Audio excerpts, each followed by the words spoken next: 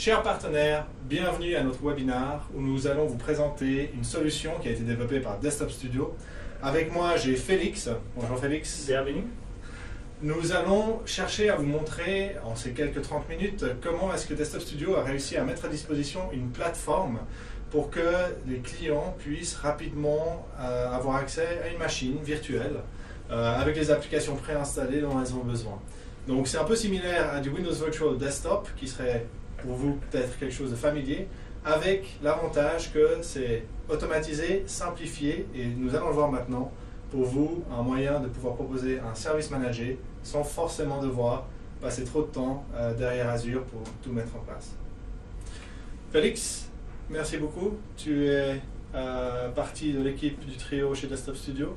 Exact. Est-ce qu'on veut se lancer directement dans la présentation? Bien sûr. Bienvenue, je suis Félix de Desktop Studio et excusez mon français, c'est pas très bien, mais je vais essayer de parler français. Il veut m'aider. Si nécessaire, oui, exact. Si Donc nécessaire. je vais faire Exact. des interludes. Alors, Donc quelle est la première chose qu'on va chercher à faire pour lancer Desktop Studio? maintenant, on va voir le process de onboarding via le Azure Portal. Et ça, c'est la première chose qu'on fait avec une tenant nouveau. Et après, on va voir l'application de Desktop Studio et on va voir deux features de Desktop Studio après. Oui. Donc je pense bien, donc la première étape, c'est à l'intérieur du portail d'Azure, Exact. on peut facilement obtenir le service. Donc la première chose qu'on va faire, si je me trompe, c'est qu'on appuie sur le plus. Oui. Exact. On fait une nouvelle ressource. Ça, c'est la première chose qu'on fait quand nous avons un nouveau tenant, un nouveau subscription. Et on va chercher pour le Desktop Studio Service. Donc pour ceux qui utilisent Windows Virtual Desktop, ils savent qu'il faut d'abord mettre les machines en place, les VM, les connecter à des joins et tout. Ça, maintenant, tout est disponible depuis ce service qui est mis à disposition. Exactement. On peut faire einrichten und abonnieren ici. Et après, quand on fait ça, on peut configurer le service. Et quand on fait ça, ça ouvrir automatiquement le process de onboarding de Desktop Studio. Et ici, on va faire le login avec le user admin de cette Azure Tenant. Et pour moi, ça c'est felix@desktop.studio par exemple. Et ça c'est le normal login de Microsoft ici on fait. Et on voit ici quand on donne les applications, les permissions, oui, exact, on oui. donne les permissions à Microsoft Azure et à l'application de Desktop Studio d'utiliser le tenant de Microsoft Azure pour faire le setup de Desktop Studio. C'est déjà granted ici et on peut faire Next. Ici, on peut définir le relationship. Ça, c'est, on peut faire le resell, on peut choisir le reseller, Tech Data, Ingram, quand nous avons une agrément d'entreprise. Voilà, exact, oui. Alors justement, je vais Avec essayer de Microsoft. reformuler ça. Ouais. Donc en gros, si on a là la possibilité de décider quelle est la relation qu'on veut faire en tant que partenaire, donc si vous êtes chez Ingram ou chez Tech Data, vous avez directement la possibilité de rentrer votre ID. Exact. Ou également, si jamais c'est une souscription que vous mettez à disposition pour un client Enterprise qui travaille avec un des plus grands contrats plutôt que le CSP qu'on connaît tous. Ici, nous allons commencer avec une idée fictionnelle de Ingram. Ça, c'est pas très important maintenant. Ici, on peut choisir le setup type. Là, il y a deux options. On peut faire un new setup quand nous avons un nouveau tenant avec une nouvelle subscription, pas de rien de travail déjà sur cette subscription. On fait une new subscription. On peut faire une intégration aussi quand il y a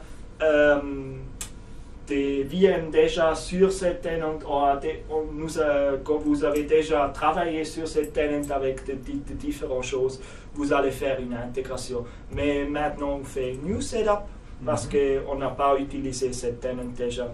Donc si le talent est clean, s'il n'y a aucune ressource activée, on choisit New Setup. Si vous avez déjà des ressources qui sont en train de tourner sur cette subscription, qui ne sont pas liées à Desktop Studio, si j'ai bien compris, il faut faire le choix d'opter pour l'intégration. Oui, ça c'est correct. Alors, on fait Next ici, et ici on peut choisir le Subscription. Maintenant, nous avons seulement une subscription sur cette tenant, mais quand vous avez plusieurs de subscriptions, ça se montre ici.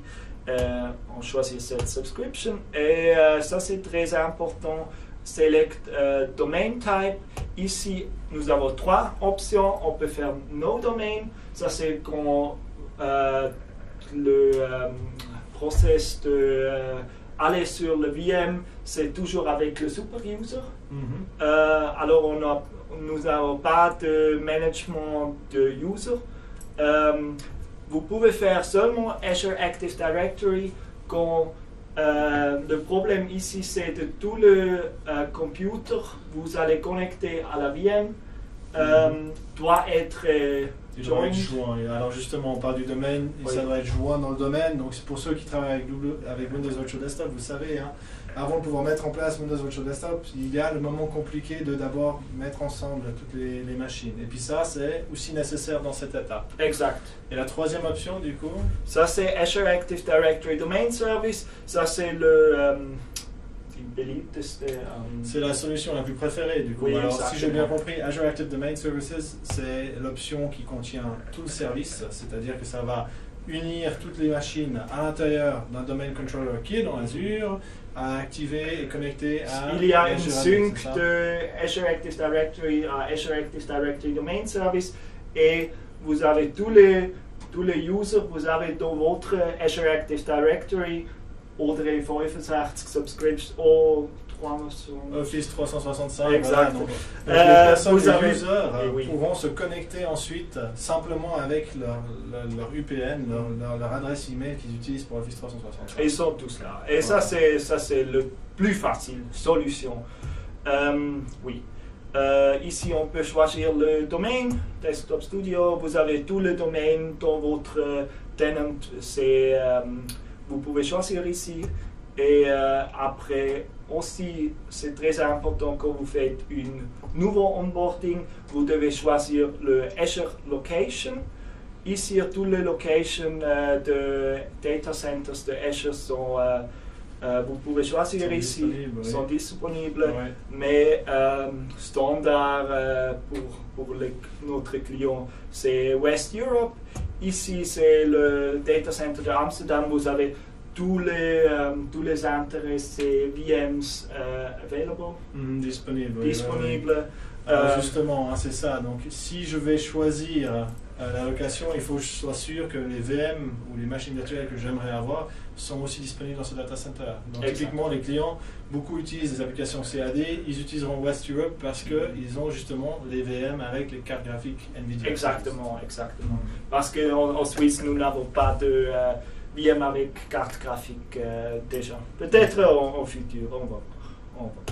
Alors, aussi choisir le IP range pour le network qui s'est utilisé pour Desktop Studio. La seule chose qui s'est importée ici, quand vous avez une network local et vous voulez faire une VPN de Azure dans votre network local, vous devez choisir une IP range différente que le local. Autrefois, c'est égal. Qu'est-ce que vous choisissez ici? Mais on voit ici plusieurs options qui sont mises à disposition, du coup, déjà préconfigurées. Oui, exact. Super. Alors, et la dernière chose, on doit choisir une email adresse où le user administratif et avec le password, le mot de passe. Alors le mot de passe administratif, c'est envoyé par email après on finit le process de onboarding. D'accord, ok. Donc c'est cette adresse-là qui sera l'administrateur de Desktop Studio. Exactement, Ouais. exactement. Votre nouveau login pour Desktop Studio, admin login. Alors, on ne va pas continuer ici parce qu'on a déjà fait le setup pour cette tenant.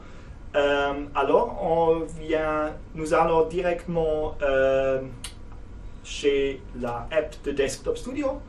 Nous allons sur le site app.desktop.studio et ici on peut faire le login avec notre nouveau user.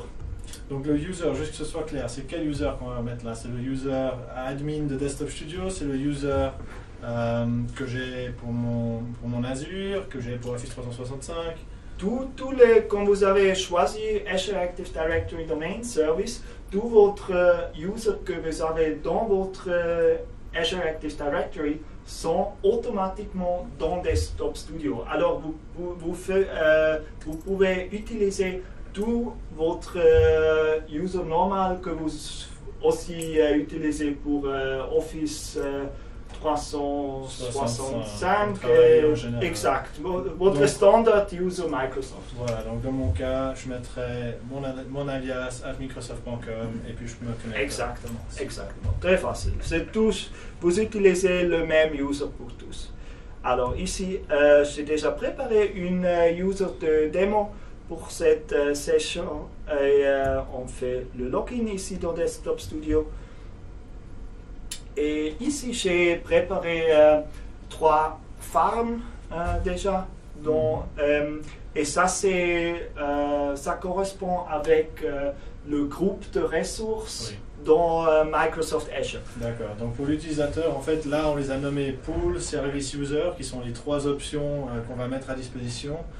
Pour l'utilisateur final, si je suis un architecte, je pourrais décider de les organiser par département en faisant marketing, engineering ou autre chose. On peut juste les nommer comme on veut et derrière seront les ressources, les conteneurs. Oui, super.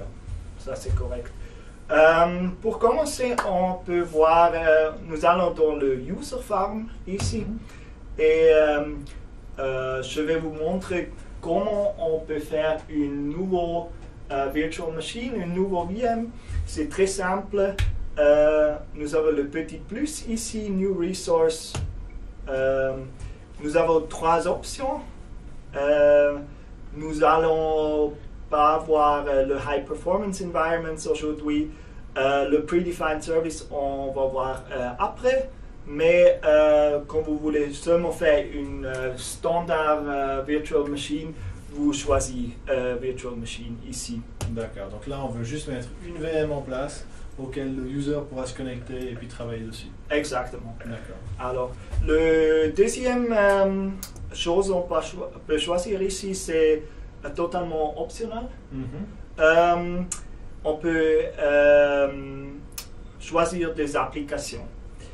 Et ici, quand on choisit Windows, on peut faire Add Application. Et nous avons déjà 160 applications. 117, excusez-moi. Oui. 117 applications. Une plus.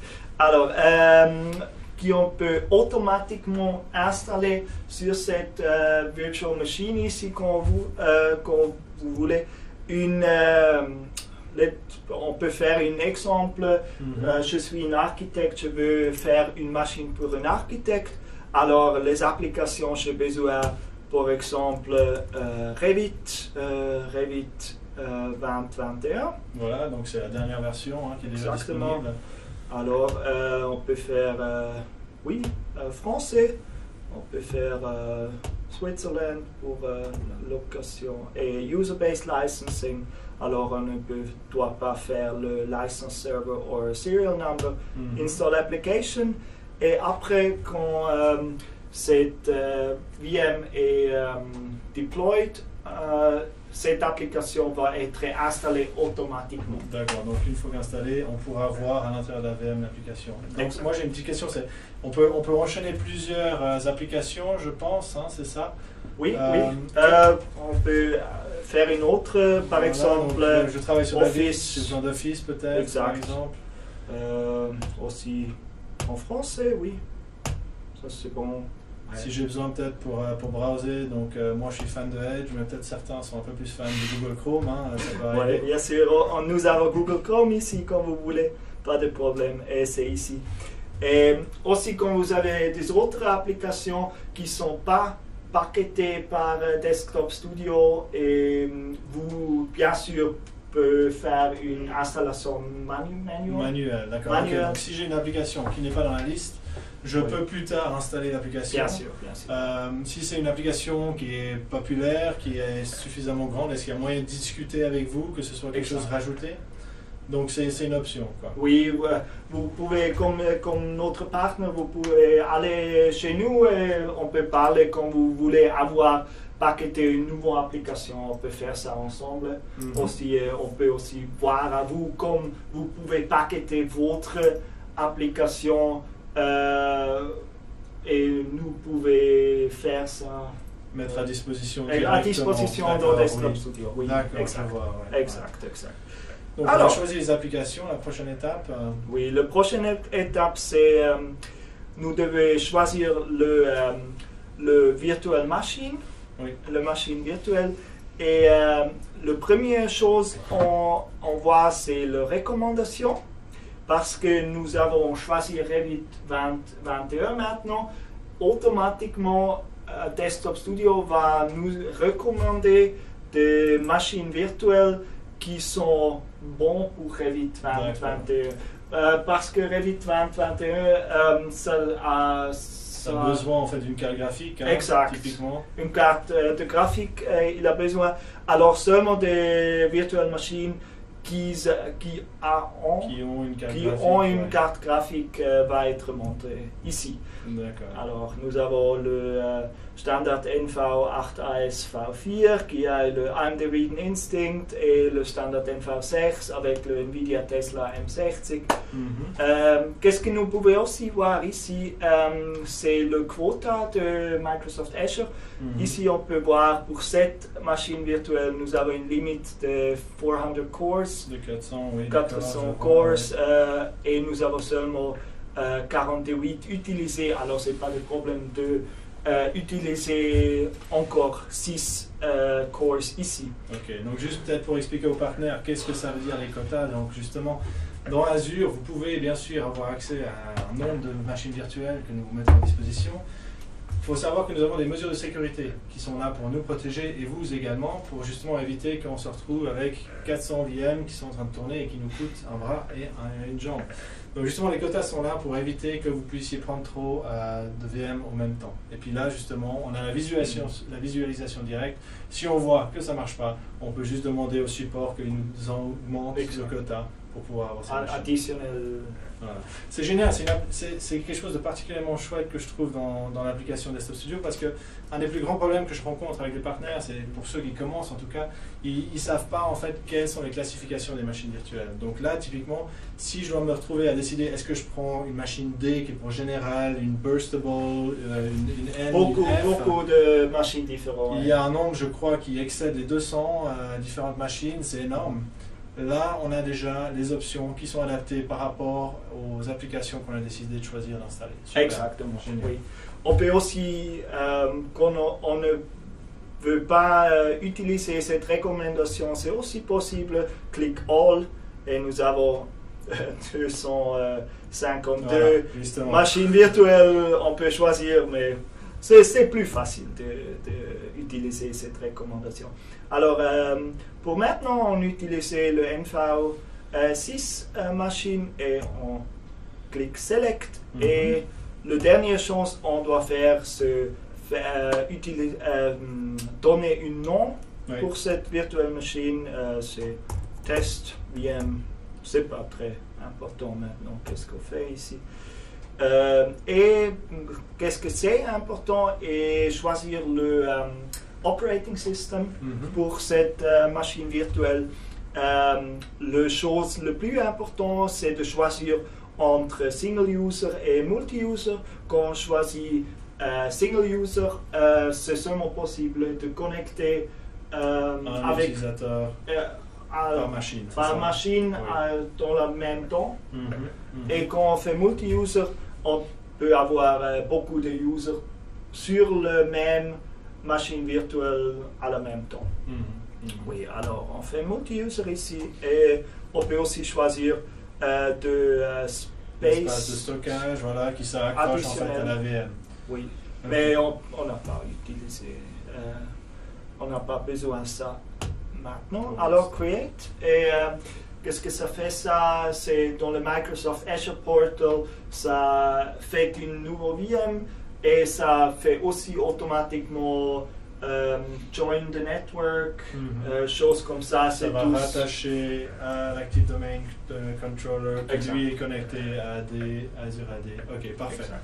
Donc tout ça fait automatiquement là derrière en suivant la configuration qu'on a fait en quelques clics. Okay. Exactement. Et aussi les applications, on a choisi le 3, ça dans le process d'installer cette virtual machine, ils sont aussi installés automatiquement et maintenant ça prend 20-30 minutes et après la machine est prête avec toutes les applications automatiquement installées. Donc ça c'est pour le premier déploiement, on est d'accord. Une fois que la machine a été déployée, comme utilisateur, comment est-ce qu'on fait pour se connecter à la VM? Comment est-ce que ça s'en suit? Oui, c'est très simple. Ici, j'ai déjà fait une autre machine virtuelle qui s'est déjà installée. La première chose que je vais faire maintenant, VM is deallocated, ça c'est pas c'est pas une machine qui est activée, voilà. Oui, on presse start ici et ça va starter. Normalement, ça prend 2 minutes pour starter. Après, on peut connecter. Dans ce temps, on peut voir autres features. Ici, dans Desktop Studio, on peut voir le Connected Users. Ici, ça va montrer tous les users qui sont utilisés la machine à la moment. Nous pouvons avoir les applications qui sont installées via Desktop Studio. Et on peut aussi choisir une nouvelle application pour déployer. Oui. Donc du coup, si je réalise après coup qu'il me manque encore une application que je n'ai pas mise au début, je peux la redéployer, je peux la rajouter en fait à la machine virtuelle. Ça c'est correct, oui. Super. Et aussi Manage Hardware, nous pouvons voir le CPU, le memory, le GPU de cette machine. Et qu'est-ce qu'on peut aussi faire quand la machine n'est pas starting ou running, quand c'est stopped, on peut faire change hardware ou on peut choisir de différents scales de cette machine. On peut faire une petite carte graphique ou alors augmenter. Donc typiquement, si je suis un architecte et que je suis simplement en train de travailler, je n'ai pas besoin d'avoir une autre résolution dans l'objet que je suis en train de traiter en 3D. Je peux utiliser une petite machine. Au moment où je dois justement faire ce qu'on appelle le rendering, je pourrais me déconnecter, changer vers une VM plus puissante pour la faire passer et ensuite redescendre. Exactement, oui. D'accord. Et ça, c'est très simple. Avec ça, on peut changer comme on a besoin à la moment. Alors, aussi, nous avons le shutdown timer. C'est une chose très bonne pour quand no user is online, par exemple, on peut choisir 10 minutes et ça va faire une shutdown après 10 minutes quand no user is online. Et ça, c'est très bon pour save money. Pour épargner, oui, justement, alors on le dit en anglais, save money, mais c'est juste.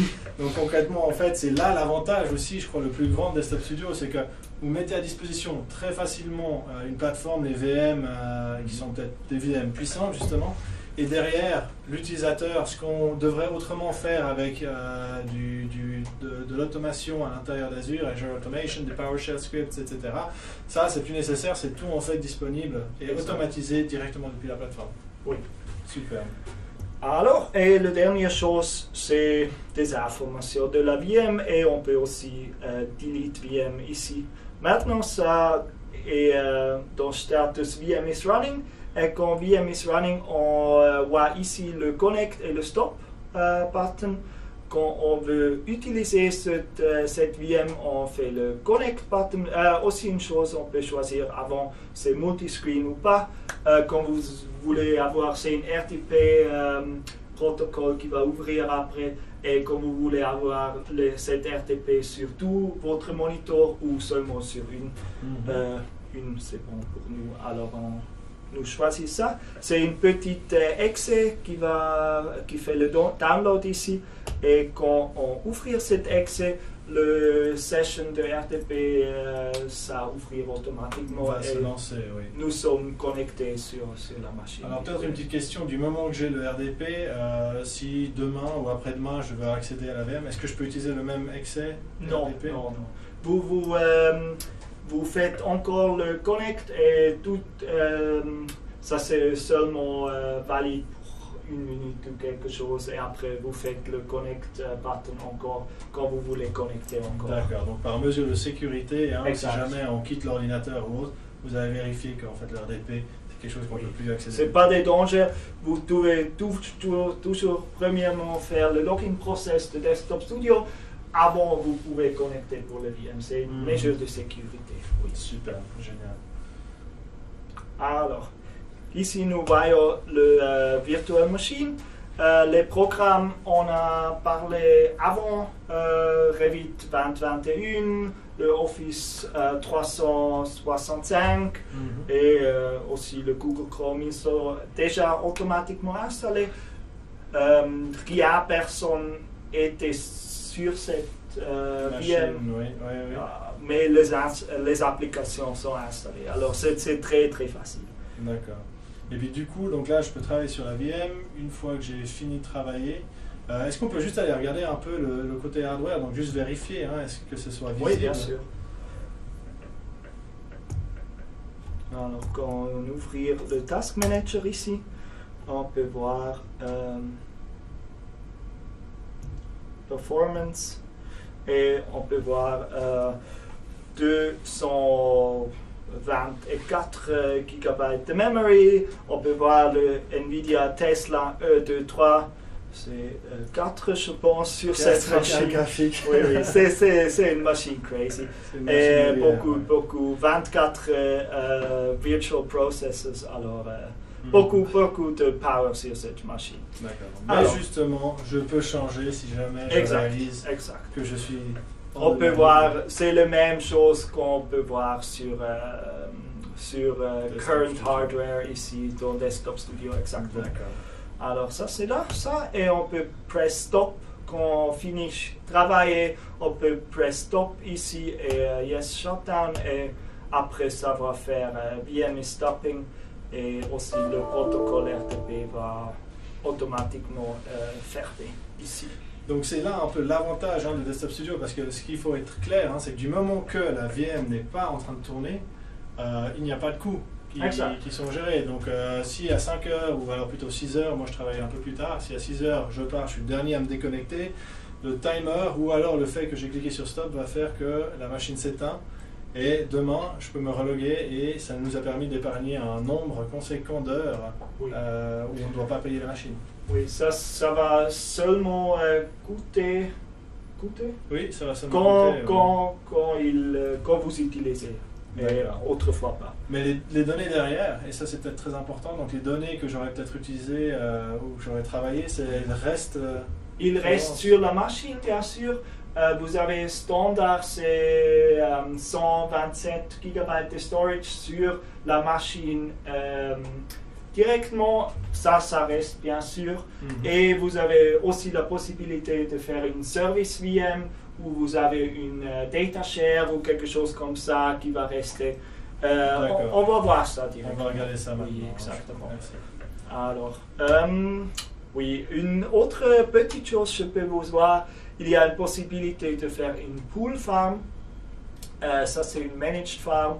Et l'idée de cette pool farm, il y a plusieurs de virtual machines dans cette pool, mais la seule chose le user voit, c'est cette start desktop button ici.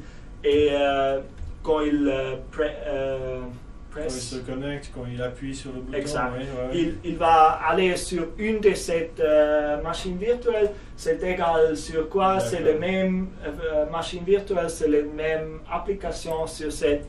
Et pour une standard user qui n'a pas besoin de hardware ou software très spécifique, Oui. Très spécifique. Très spécifique, oui, justement. Donc, Oui. s'il n'a pas besoin d'avoir une carte graphique pour une application qui doit tourner, il peut en fait se connecter par le Exact. Et oui, pour l'administration, par exemple, ici nous avons 2 machines virtuelles dans cette pool farm et il y a max user count 3 par virtual machine. Alors c'est un environnement. C'est un environnement, oui. Environnement Ouais, pour 6 users total qui peut travailler ici, par exemple. Oui. Génial. Et puis donc du coup, donc ça serait plus pour l'usage si j'ai besoin d'un desktop, si ma secrétaire ou l'équipe du marketing qui ne font pas forcément autre chose que Word et PowerPoint, eux ils pourront utiliser. Ça c'est pour le standard user. Voilà, le user. Ouais. Alors, la dernière chose on va voir ici, c'est la possibilité de faire une service VM.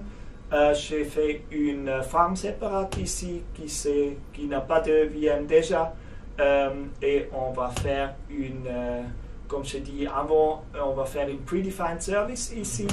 C'est une template pour faire une service VM pour par exemple faire une data share ou avoir de license server par exemple ou choses comme ça. D'accord, ok. Donc les serveurs en fait on ne va pas forcément y accéder directement, c'est plus pour soutenir les autres VM. Exact, ça c'est l'idée. Et nous avons 2 possibilités, service VM with storage, c'est le standard et on a aussi fait une chose spéciale avec ANSYS, mais ça c'est pas intéressé à le moment. Alors on fait le service VM with storage et on doit donner une nom par exemple test service, pourquoi pas.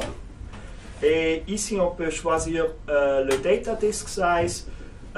C'est une chose de Microsoft Azure quand le throughput est plus grand, le data disk est, mais maintenant 256 c'est bon pour nous. Oui. Aussi on peut choisir le VM Performance Medium, c'est pour 98% du personne c'est bon de choisir Medium ici. Aussi le throughput de 125 megabytes par seconde, c'est bon. C'est suffisant, ouais. Normalement. Ouais. Pour les cas spéciaux, par contre, on peut toujours changer après? Oui, on peut changer. Ah. Alors, create. Et quand je fais create, ça fait la même chose comme j'ai fait avant avec créer une nouvelle virtual machine, mais il va faire une spéciale machine de service qui a plus d'options dans Desktop Studio. Je le montre maintenant. Autrefois, c'est tout la même chose comme avec une normale virtual machine. Les seules choses qui sont différentes, c'est le storage settings. Ici, et qu'est-ce qu'on peut faire ici? C'est créer une nouvelle data share. Par exemple, on peut utiliser, on peut faire une nom data test par exemple pour créer une nouveau storage et on peut choisir le la lettre, oui. La lettre pour cette storage qui s'est mappé. Oui, qui sera jointe en fait après sur les ordinateurs. Oui, exact. Oui, on fait coup ici. Et create new storage. Ok. Alors, nous avons créé le nouveau data test storage maintenant. Et qu'est-ce qu'on peut aussi faire? C'est quand nous allons chez le user farm encore et nous allons sur l'administration storage administration, on voit déjà cette data test et on peut faire add et quand on fait ça automatiquement tous les virtual machines dans cette farm sont connectés avec cette data share automatiquement. Alors c'est très facile de faire le storage administration comme ça. D'accord, donc toutes les VM qui sont à l'intérieur de ce groupe, de ce container, vont pouvoir justement avoir attaché le data storage qu'on vient juste de créer. Oui, Génial, exact. super. Oui, ok. Une dernière chose que je peux vous montrer, c'est le reporting. Quand nous allons encore dans le user farm, il y a un petit bouton ici, reporting. Quand nous allons là, il y a... On reconnaît du coup Power BI qui tourne derrière. Excuse-moi. C'est Power BI qui est en train de... C'est Power BI, exactement. Nous utilisons Microsoft Power BI pour faire ça. Et quand on voit par exemple le user, nous voyons en July maintenant, il y a une user qui était online sur cette virtual machine, pas très long parce que c'est une test VM. Mais on peut voir ça ici. On peut aussi voir desktop, combien de temps le virtual machine était tourné, et aussi des autres options. Qu'est-ce qu'on peut voir ça, c'est peut-être combien de temps cette machine sont utilisées, comment on peut optimiser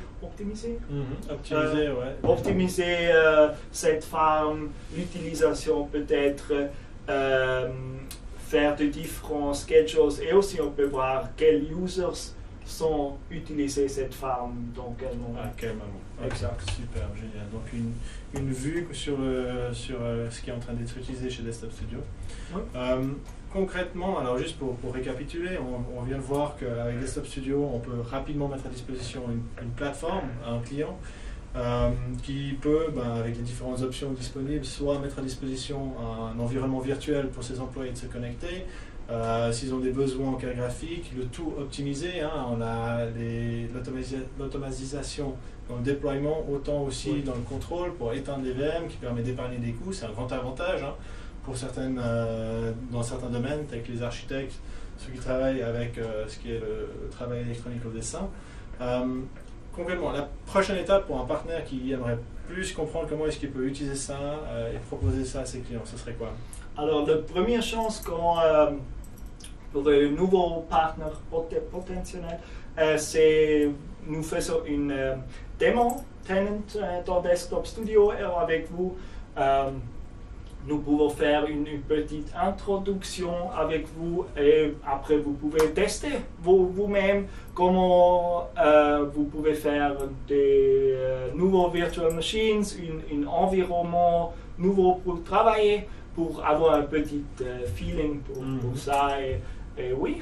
Pour comprendre la valeur ajoutée et puis comment ils pourront eux après le proposer. C'est vraiment l'idée de Desktop Studio, c'est de faire Azure très simple et administrateur-freundlich. Oui, et puis facilement au niveau de l'administration. Facile pour les administrations, exactement. Donc, typiquement, quelqu'un qui ne se connaît pas ou qui trouve Windows Virtual Desktop trop compliqué, la virtualisation, ou un service RDP ne permet pas justement de réduire les coûts grâce aux shutdowns, etc. C'est quelque chose qui est facilement, comme on l'a vu maintenant, en fait, en une fois, à l'intérieur de Desktop Studio. Un peu de minutes et nous avons créé ça. Super, très bien. Oui.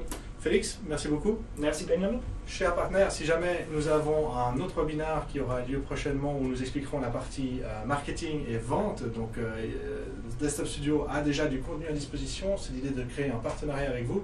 Si vous voyez que chez vos clients qui peuvent utiliser les plateformes pour utiliser justement le CAD ou alors qui font de la simulation et qui auraient besoin parfois de mettre en place des VM et de les éteindre de manière rapide, ce serait la possibilité justement de voir avec Desktop Studio. Donc on vous voit au prochain webinaire que vous pouvez voir sous ce lien. Nous nous réjouissons de vous y retrouver et si vous avez des questions, n'hésitez pas à prendre contact. Moi, Félix, on est là à votre disposition. Merci.